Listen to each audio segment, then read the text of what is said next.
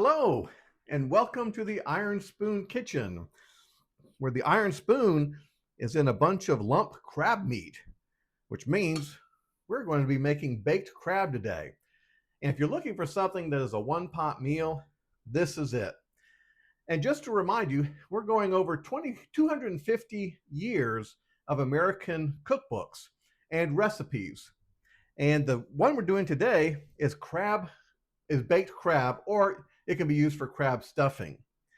And you can see what we have here. We have red and green bell pepper, onion, celery, salt, pepper, thyme, basil, a little bit of a chopped fresh parsley, 2 eggs, some breadcrumbs. Not a lot of breadcrumbs, because with a lot of baked crab recipes, they put in way too much. This one, you're going to get mostly crab and just a little breadcrumbs and a little bit of olive oil to cook up all the vegetables. And this is another recipe from the newspaper. And this one probably from the 1970s or so. But having crab obviously goes back many forever years. And today is one of those recipes, as I said, as a one-pot meal. And one of the best things about it is that you start out with cooked crab. Now I'm using the dark meat. This is the claw meat, and I think it works best for this recipe. And you're probably wondering to yourself, ooh, you know what? I just realized I don't have the garlic. Ooh, I need to get the garlic. Just a second. I've installed a new mechanism here to help with when I forget things.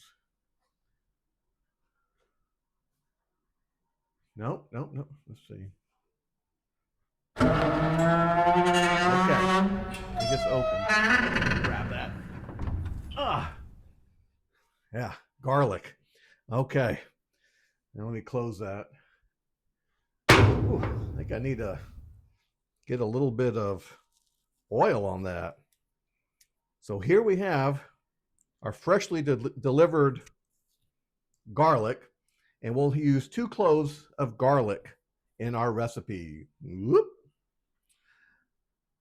Another thing you may be asking yourself, well, what are you going to put these in? Are you just going to put it in a big Pyrex dish? That you could.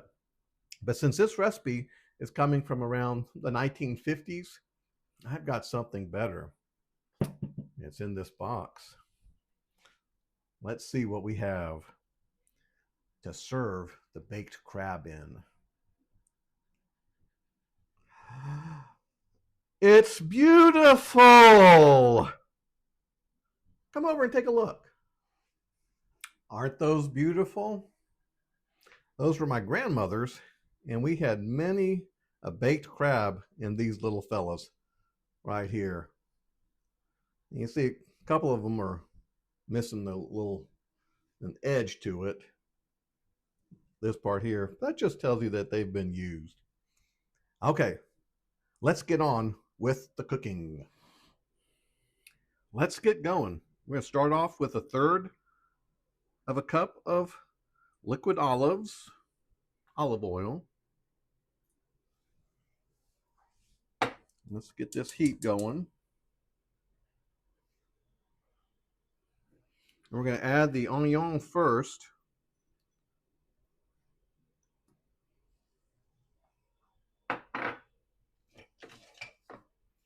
Because that needs a little extra time to break down. Our onion is ready, so we're going to go ahead and add our celery and our red and green bell pepper. And again, one of the reasons for the red bell pepper is it gives it a great color. I've got this on a medium heat right now.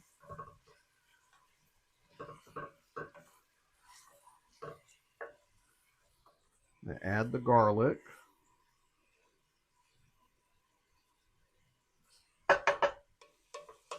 Hey, this has been mixing, and according to the recipe, it says to cook it until the vegetables are tender, which I think they are. And so now I'm going to add Now this recipe calls for 2 teaspoons of salt, but I don't think it needs that much. So I just have 1 teaspoon of salt, 1 teaspoon of pepper.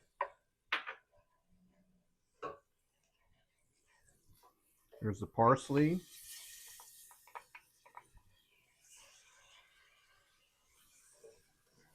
Here's the thyme and basil. Ooh, that smells good now. We're going to add the crab. Oh, that was easy.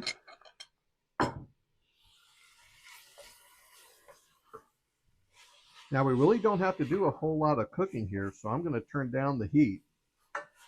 Because remember, the crab is already cooked. So we're going to add some breadcrumbs. This is about, maybe 1/3 of a cup of breadcrumbs. And those are fresh breadcrumbs. I did those myself. I've never been quite happy with what is in the grocery store. So make your own. I mean, it's very easy to do. Just take some pieces of good bread, dry them out in the oven, and then put them in the food processor, and you've got breadcrumbs. This is 2 eggs. Recipe called for 3, but I don't think it needs 3 based on doing other types of dishes similar to this. Okay, I'm going to add a little bit more of the breadcrumbs. Not much, probably maybe about 1/4 cup. And that's just so stuff will stick together. And we're essentially done. And we're going to take this and put it into the little crab dishes. So meet me over at the counter in just a second. Well, I said to meet me over at the counter, but this seems to be working out very good here. In case you forgot, this is 1 pound of crab. So I'm going to put this in here. Then I'm going to put these on a baking sheet and put them in the oven.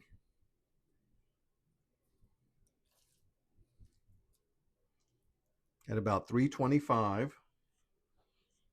And you get the idea with this. And here's some breadcrumbs I'm going to add to the top just to get a little toast on the top. That was something my grandmother and mom used to do. It makes for a tasty dish.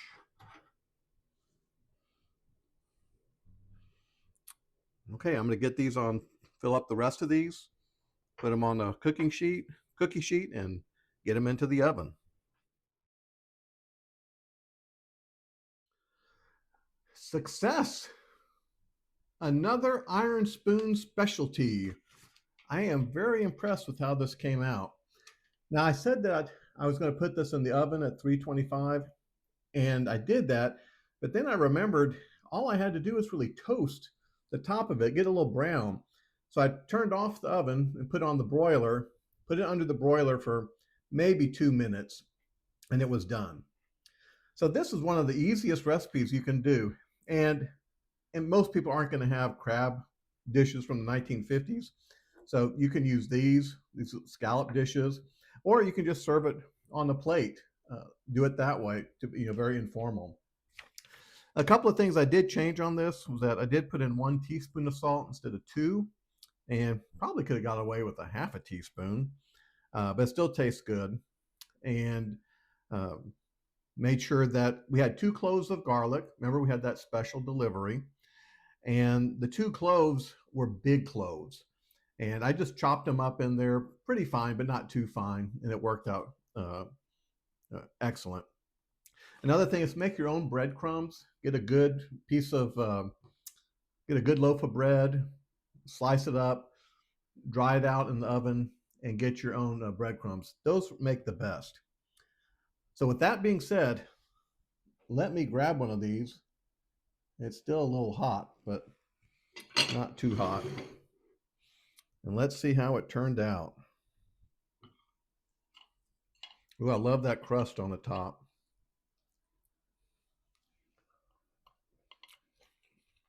Mmm. Just like I remember. Oh, that is delicious. Mmm.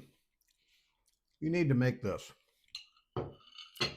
1 pound of claw meat, and it's already cooked. All you're doing here is just giving it a little bit of a kick to it. And if you do want to put a kick to it, you could put in some cayenne or some white pepper. But one of the good things about using this type of lump, the dark or the crab claw meat, is that it has a great taste. So you want that to come through. So you don't want to put way too much garlic or anything like that.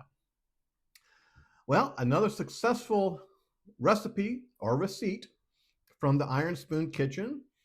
And as I've said in some other episodes, what are you going to do next? Have you come up with a recipe yet? Have you tried one? I did have someone text me today that they did try the etouffee recipe, and it was a success. So I was so glad to hear that. So let me know of your successes and find other old recipes from your family and give them a whirl. See how it turns out. And if you like this, remember, like the video, subscribe. There's something else you're supposed to do also. Do that liking and subscribing thing. That makes a difference in YouTube. And so I hope that, and the notifications, that sort of thing. I'll figure this stuff out eventually.